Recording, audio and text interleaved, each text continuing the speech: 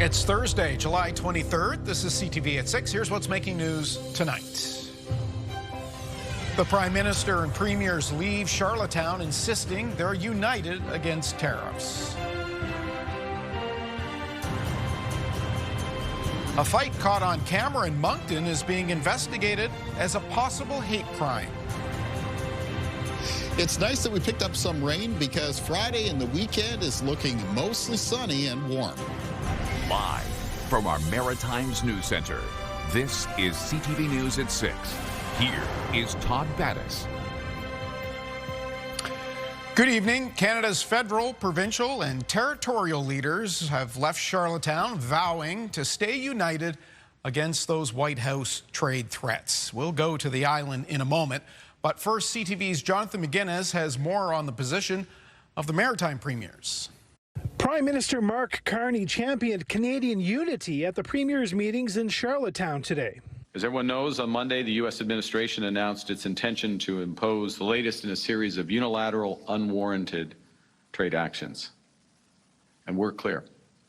Canadian governments around this table will do whatever it takes to defend and support our families. Those tariffs will be put on billions of dollars worth of Canadian goods starting August 19th. The Prime Minister stressed the importance of loosening internal trade barriers here at home and growing trade internationally.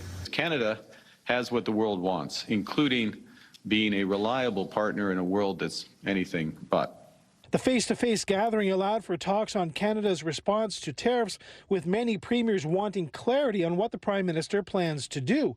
PEI Premier Rob Lance says provinces working together is a good start. Opportunities to strengthen our economy, opportunities to make life more affordable, opportunities to build a stronger, more united Canada. Further progress on the home front came earlier this week when most provinces agreed to allow the direct-to-consumer purchase of alcohol. Today, Maritime Premiers agreed to work closely on energy. It's a unique MOU between the three maritime provinces that shows that we are going to cooperate on our planning and on how we manage assets and investments so that all of us can have a more resilient environment and an ultimately more affordable environment for maritimers. That's part of the foundation for the Prime Minister's push to become what he called an energy superpower. Jonathan McGuinness, CTV News, Halifax. So the conference has now wrapped up. The premiers head home to tell constituents how they saw things unfold. Let's go to Charlottetown, where CTV's Maria Saru has been covering the proceedings. And Maria, it seemed like the premiers were waiting for direction from the Prime Minister. What's your sense of the plan? Hey, Todd. Well, the Prime Minister was asked specifically about counter tariffs, and he said, quote, everything is on the table, depending on the outcome of negotiations by August 19, which is when the next round of tariffs is set to take effect. He said Canada is intensifying those negotiations in pursuit of a comprehensive plan that addresses all tariff-related sectors. And he said the U.S. President and U.S. officials have been engaging in a way that reflects the seriousness of the situation.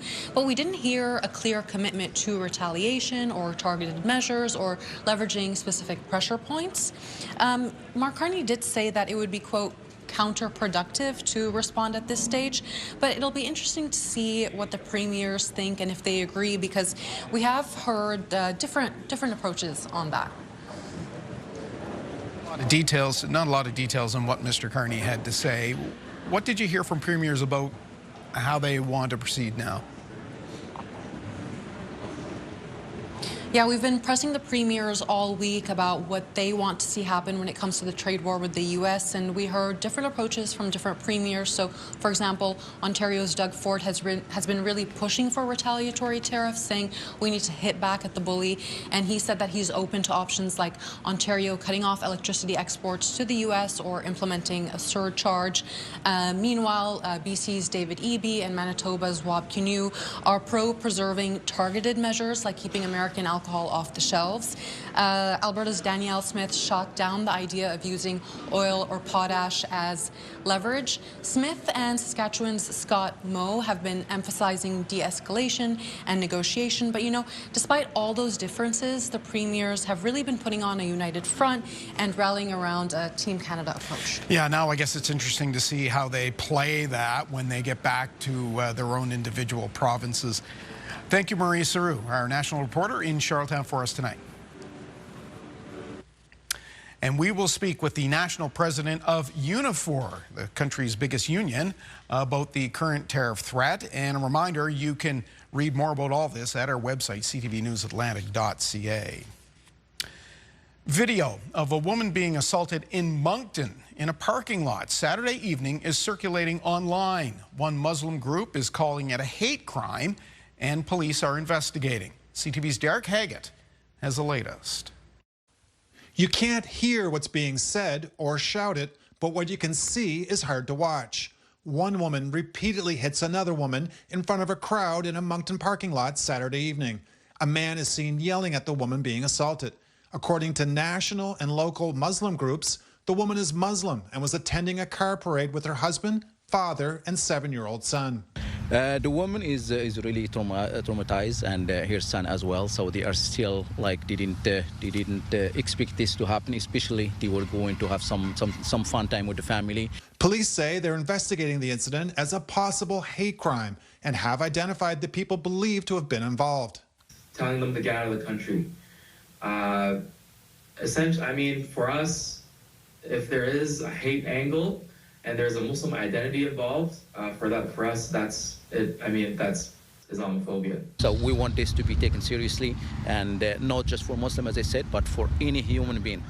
Premier Susan Holt released a statement today saying there is no place for Islamophobia or hate of any kind in New Brunswick. She wished the woman a speedy recovery and says her heart goes out to her. One federal politician says she's seen the video and is outraged and disappointed. It's the minority of people. This is not the majority of people within our community. Most Canadians, most New Brunswickers embrace our new Canadians in this area, and we want to ensure that we denounce this type of behavior. Last month, Moncton's mosque was vandalized with hateful messages. And recently, a man in Nova Scotia was charged after an alleged hate-motivated incident involving a Muslim woman in a store. It's not just Atlantic Canada, but unfortunately is part of it, but it is a countrywide problem, and we need a national strategy, a renewed national anti-Islamophobia strategy to face up to this problem.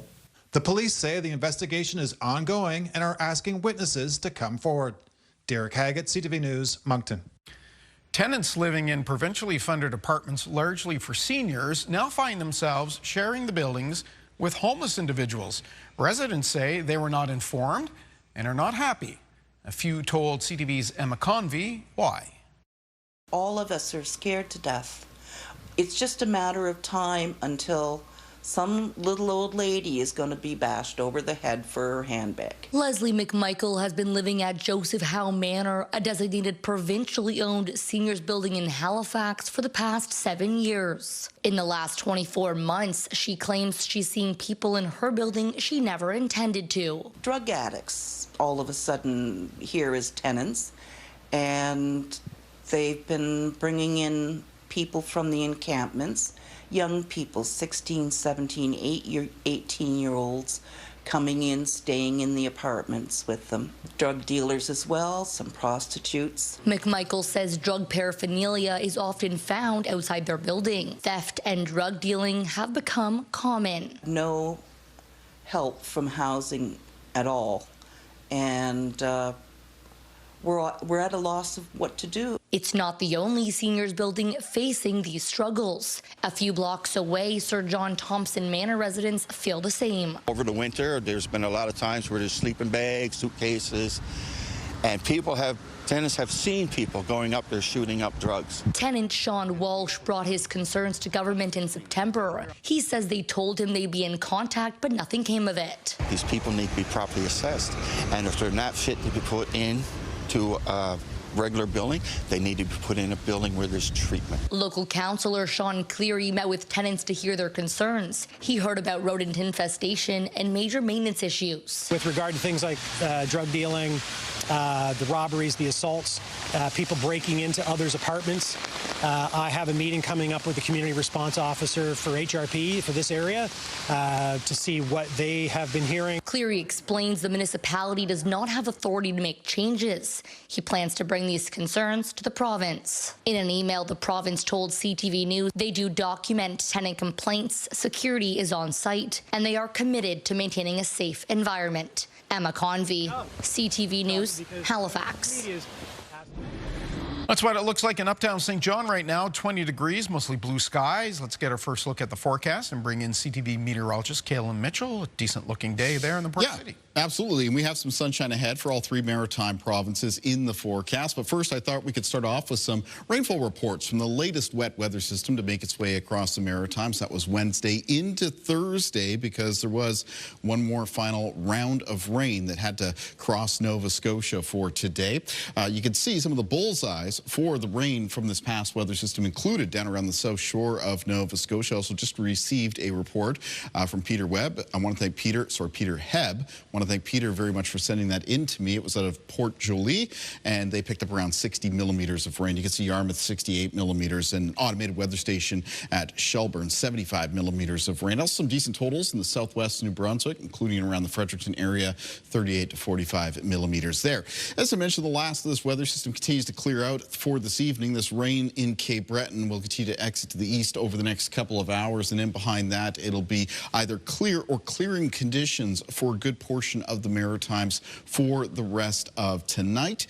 If you're thinking about doing some night sky viewing, the sky will be clearest in the province of New Brunswick tonight, followed by western parts of Prince Edward Island and parts of the north and west of Nova Scotia. A couple things you could see in that night sky, including a waxing gibbous moon, 72% illuminated. That'll be above the southern horizon this evening.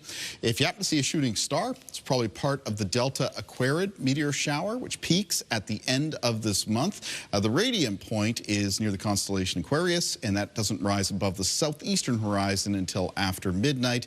And a little bit later on this evening, there will be a 6-minute pass from the International Space Station around 10 p.m. from the northwest to the southeast. Todd. Oh, I wanted to make a joke about the dawning of the age of Aquarius, but we'll leave it there. You'll have time. Yeah, that's right. Okay, we'll see you for the full forecast a little later. Yeah.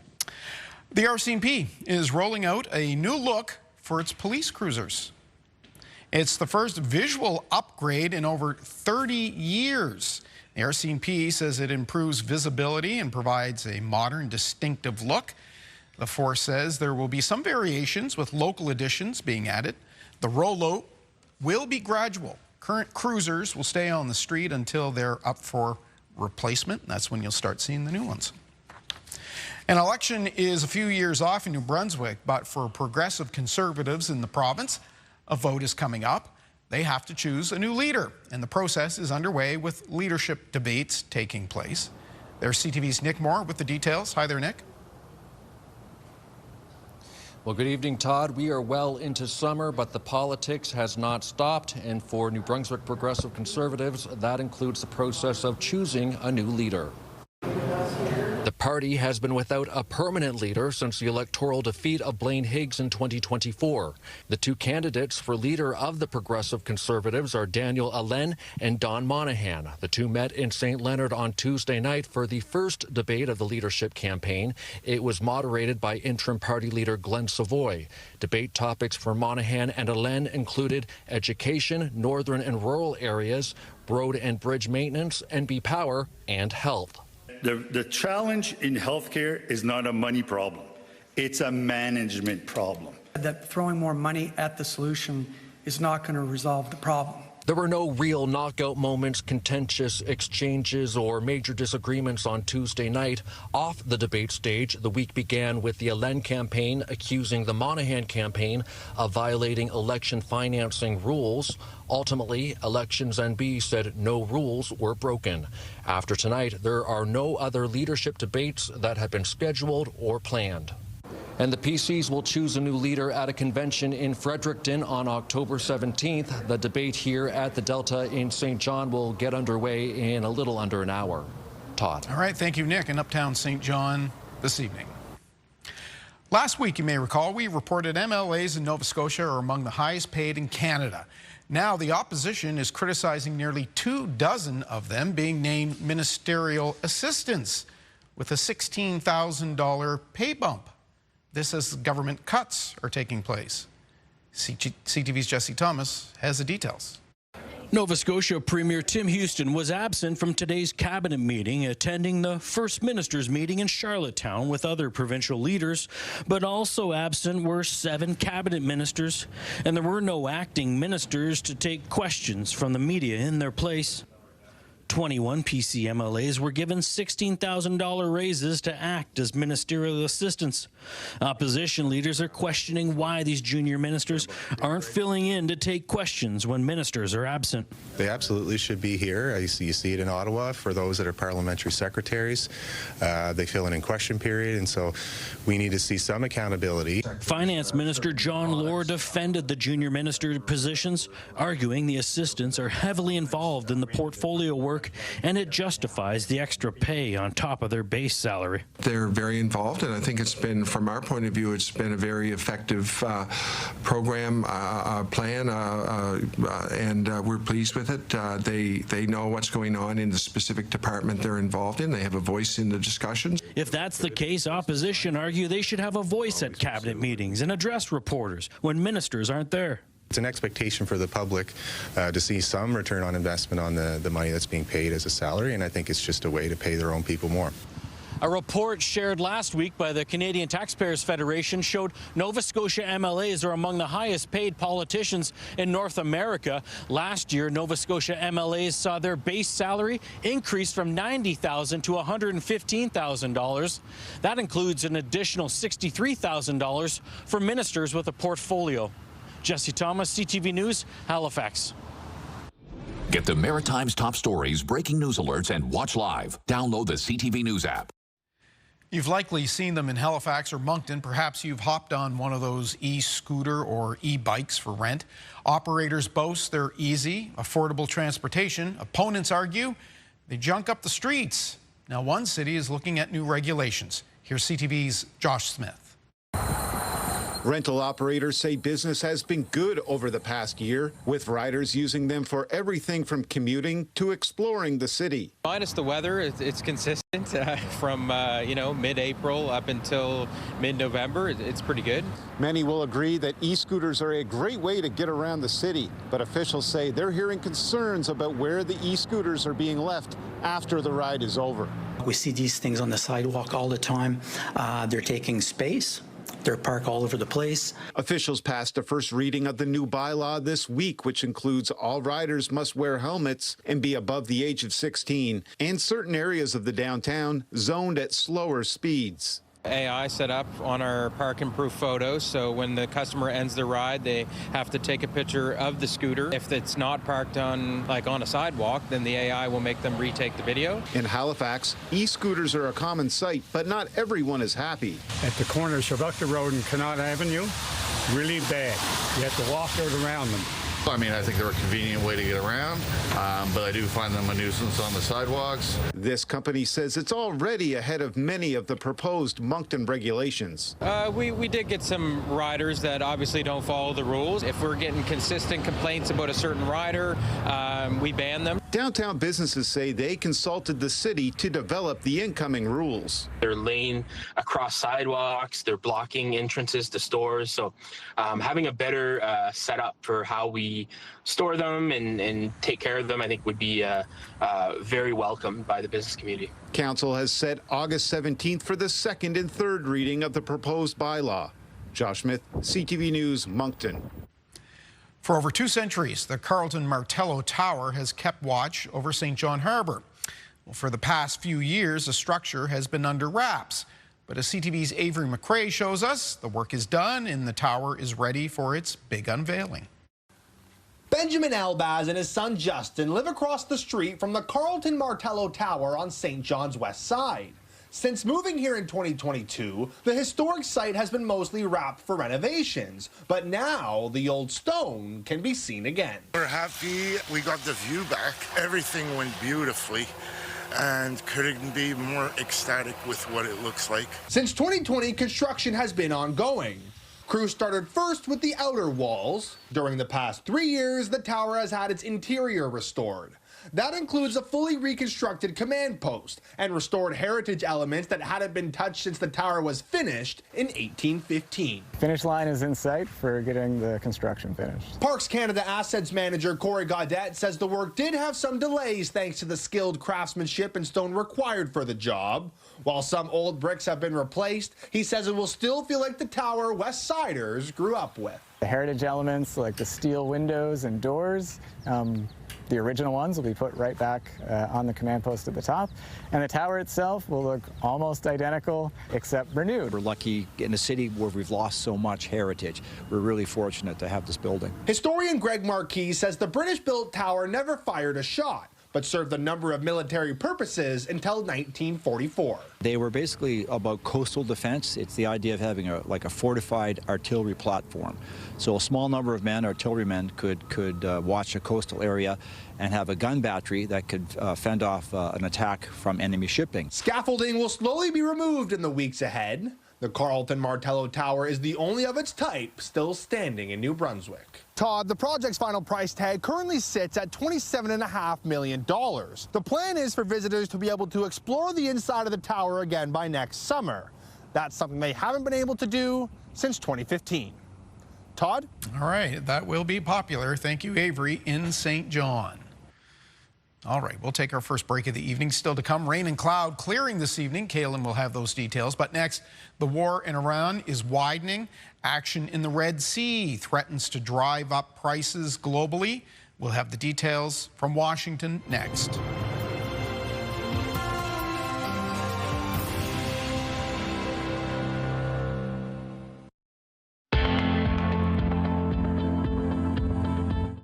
This is your Campfire Conditions Report brought to you by Pine Acres RV, where customers become friends, and the rainy summer days have certainly had a benefit in the Maritimes. You are currently allowed to have a campfire in the province of New Brunswick. For the province of Nova Scotia, campfires in Category 1 burning permitted between the hours of 2 p.m. and 8 a.m. And for Prince Edward Island, campfires are currently allowed, with domestic brush burning allowed between the hours of 2 p.m. and 8 a.m. Check in on municipal restrictions and bylaws, and those provincial restrictions will be updated at 2 p.m. on July 24th.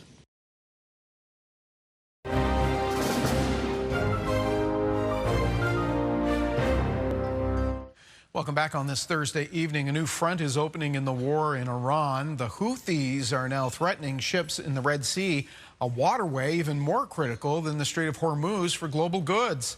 That has pushed oil above $100 a barrel U.S., pushing up pump prices. Here's NBC's Julian Ainsley with more.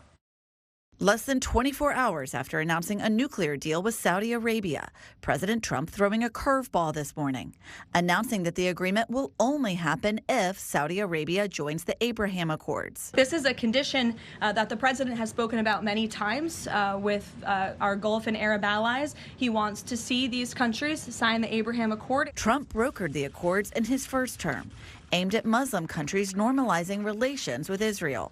But Saudi Arabia has always said it would not join until there is progress toward a Palestinian state. That's a non-starter for Israel. If the deal goes through, American companies stand to make millions building new power stations in the Middle East. It will eventually, hopefully, be finalized with the condition that the president spoke about this morning. But now the Saudis and the U.S. must contend with an expanding front in the war with Iran, the Red Sea. The Houthis, an Iranian proxy, attacked 2 Saudi tankers in the waterway, just days after the rebels announced a naval blockade on the kingdom's ports. The Trump administration is warning the group to stay out of the conflict. They shouldn't really do that. They got suckered into this by the Iranians. The Red Sea is a vital passageway, with more than $1 trillion of goods passing through every year, including oil. With the stalemate in the Strait of Hormuz hampering oil tankers, prices have jumped to more than $100 a barrel. That's pushed gas prices back above the $4 per gallon mark. But it's not just gas. Moody's estimates consumers have paid more than $1,200 in higher prices. I think that Americans of all backgrounds are sick of seeing the United States enter wars without justification, spending trillions of dollars. Julia Ainsley, NBC News, Washington. Still to come, sunny, warmer weather for Friday and, yes, the weekend. Kalen returns with his full forecast. There's a shot of Charlottetown as we go to break.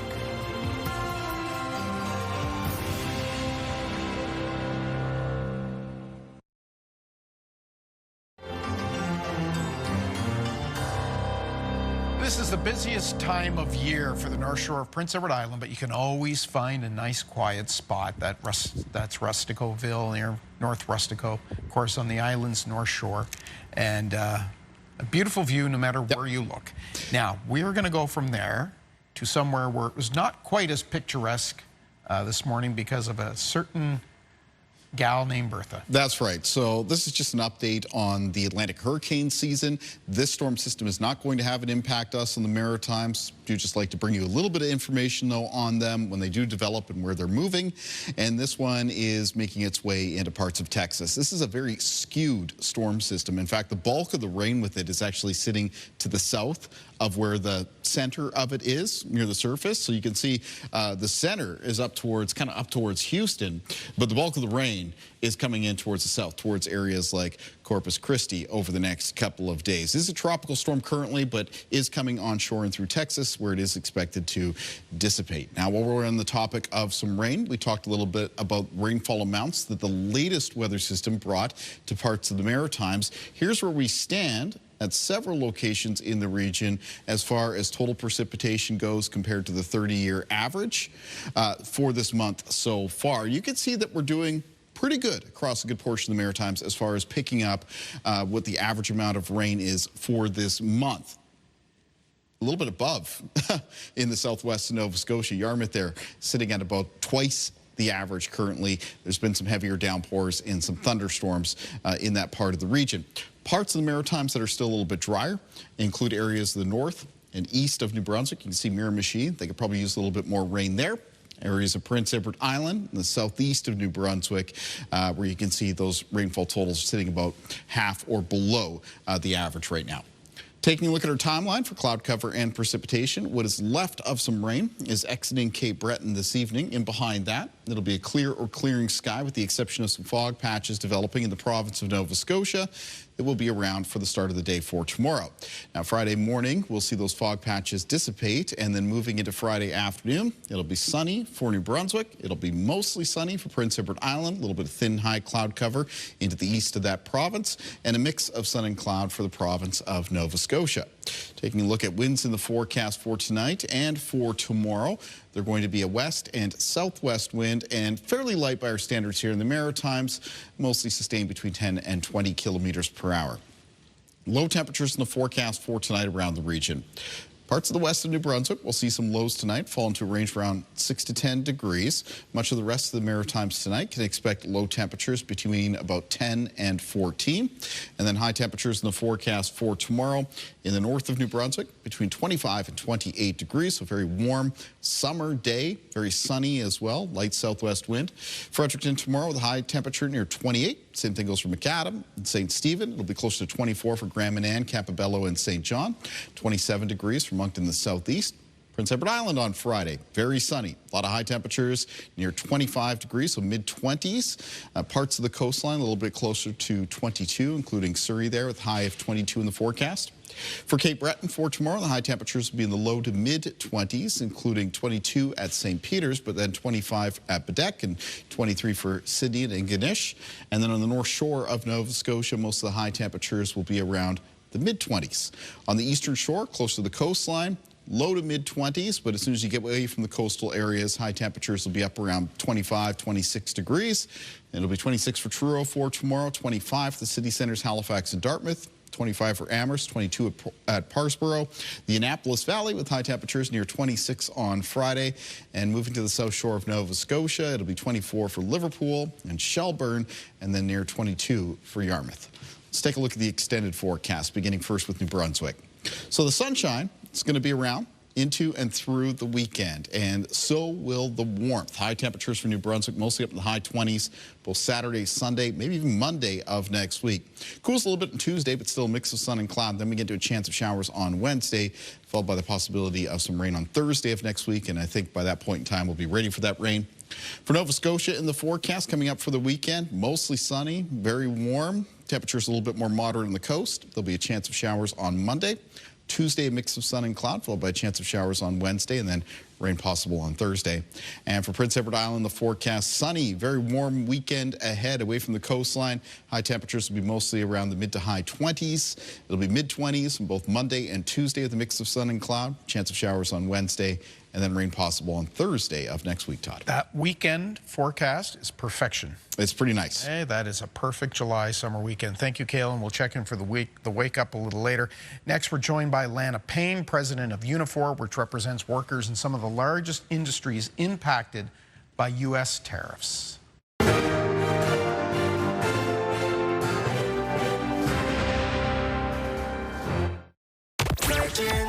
Okay, so coming up on the show tomorrow, another chance to win some VIP tickets to see Matt Rife at the Great Outdoors Comedy Festival. As well, around 7:30, one of you is going to win $100 in gas. Good luck.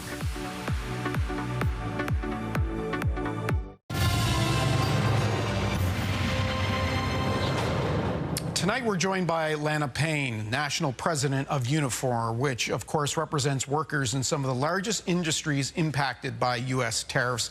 She joins us from Toronto, but we know, as always, her heart is here at home on the East Coast. Nice to see you. Good to see you, too, and you're absolutely right. My heart will always be there. Especially in the summer, I bet. Yes. But this latest tariff threat from Mr. Trump targets CUSMA-compliant goods. Should we read that as a further ratcheting up of tensions?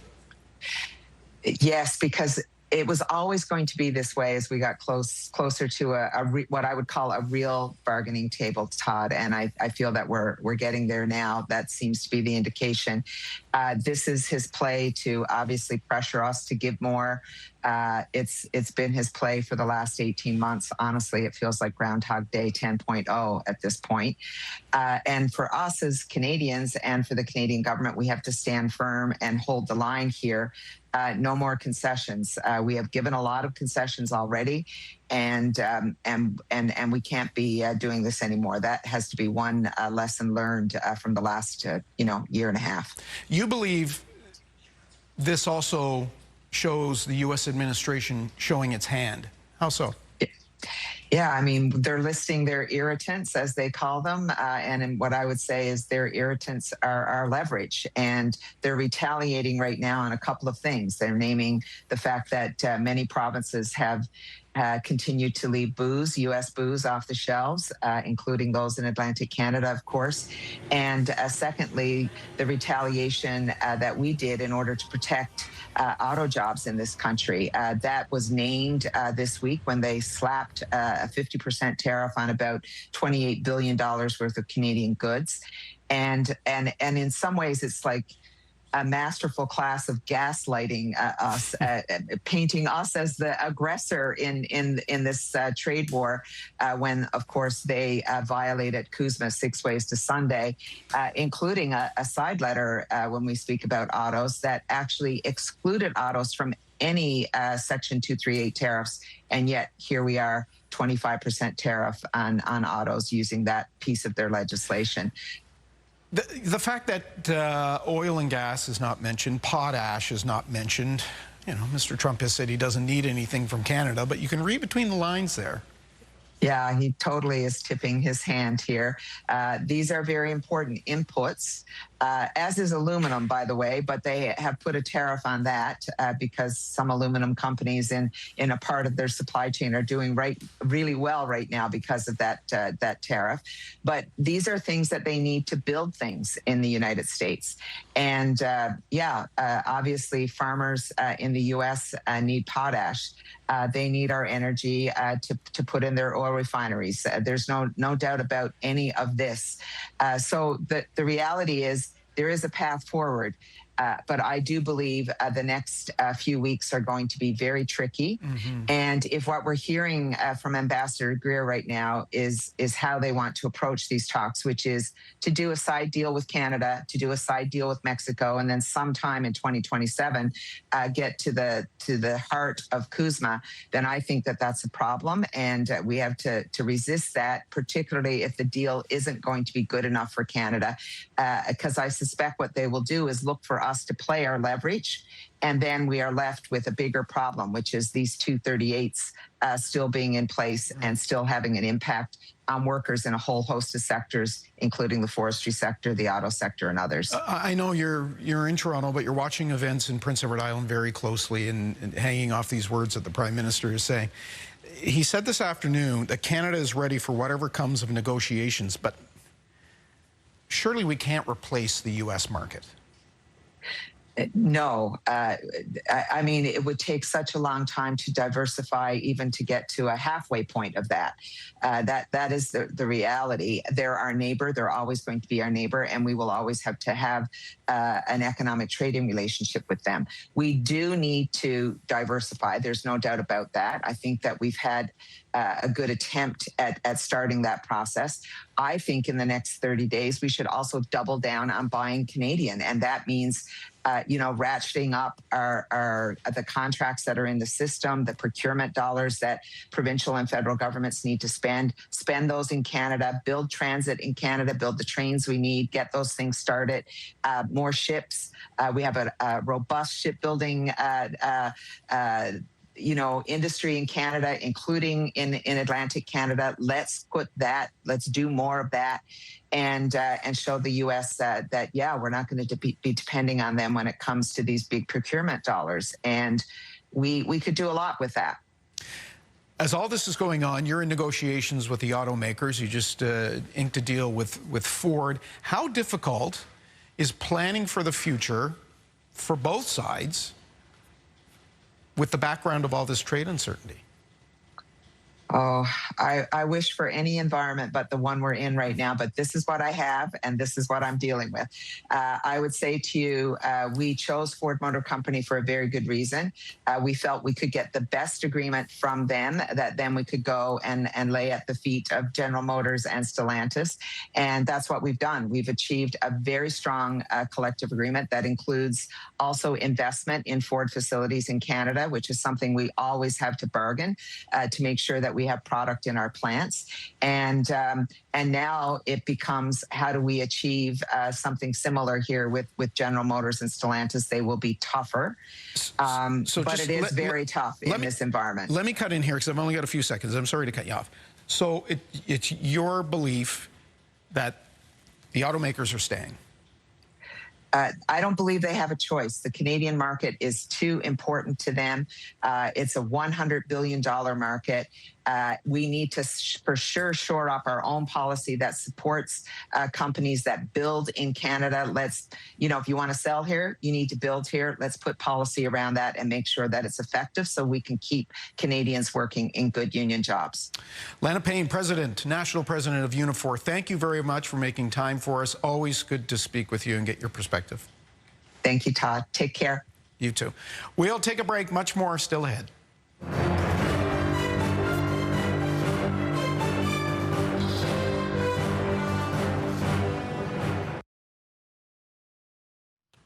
In health headlines, a look at the new warning images that will soon be printed on cigarette packages across Canada.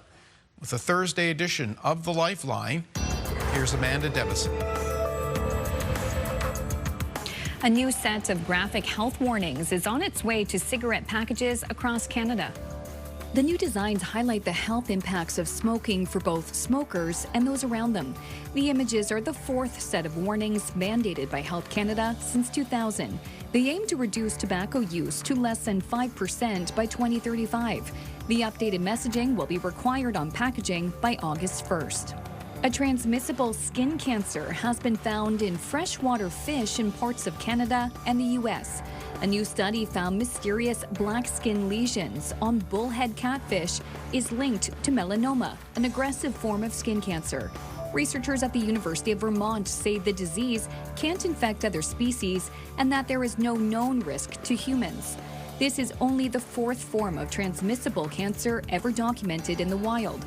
Researchers say studying the fish will help us understand how cancers survive and spread. Finally, Canadian Blood Services is urging people to roll up their sleeves if they can. The agency says the blood supply has decreased by nearly 20% since the beginning of June. Donations typically dip around this time as donors go on summer vacation, but the agency said the reserves right now are lower than usual. Canadian Blood Services says it needs about 18,000 booked donation appointments per week to keep pace with hospital demand. There is a high demand for all blood types. With Health and Medical News, I'm Amanda Devison for the Lifeline.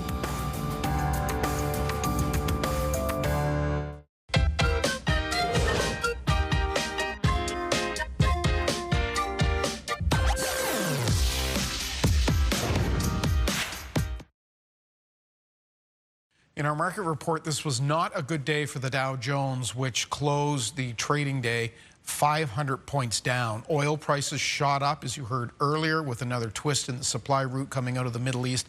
BNN Bloomberg's Marilla Fernandez has details. Houthi militants say they attacked 2 Saudi tankers in the Red Sea. The Red Sea shipping route was Saudi Arabia's detour, with the Strait of Hormuz paralyzed.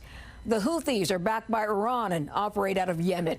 The changing conflict sent the price of West Texas Intermediate crude above $93 U.S. today, and Brent crude over $102 U.S. a barrel.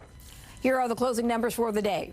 The Canadian dollar is up to $72.92 U.S. West Texas Intermediate is up over $5 to end the day to $92.19 U.S. a barrel. Western Canadian Select also up to $69.08, and the TSX lost 292 points today. Those are your business headlines. I'm Marilla Fernandez. Kaylin, and we're hearing if you need gasoline, fill up tonight by midnight. Oh, it's going up, is it?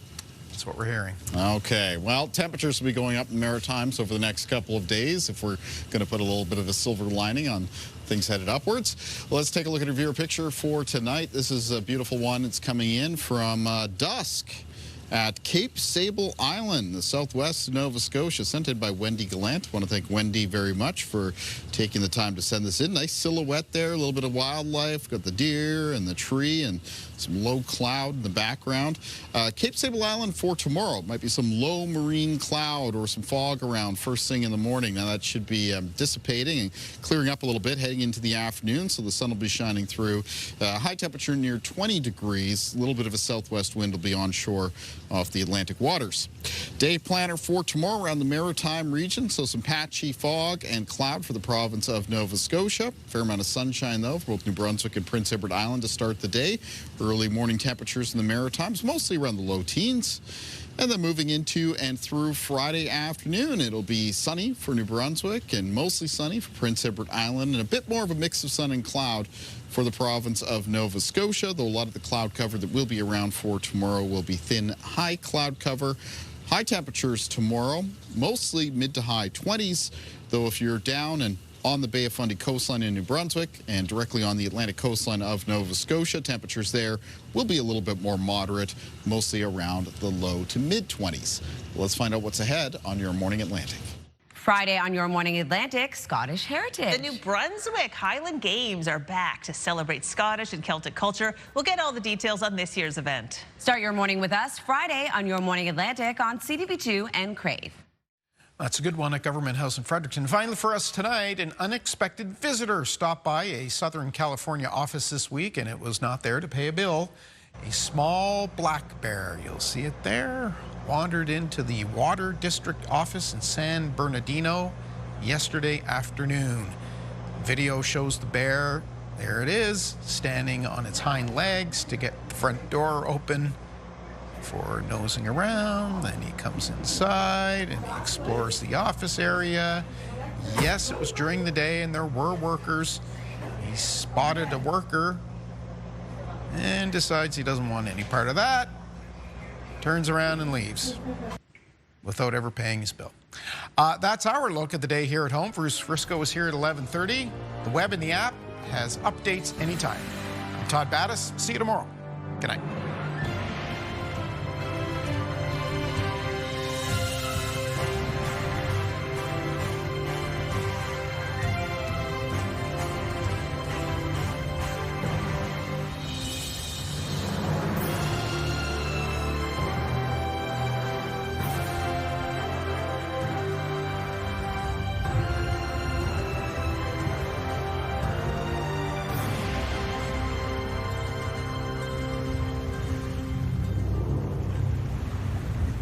CTV News, the Maritime's #1 newscast. Watch live on Crave.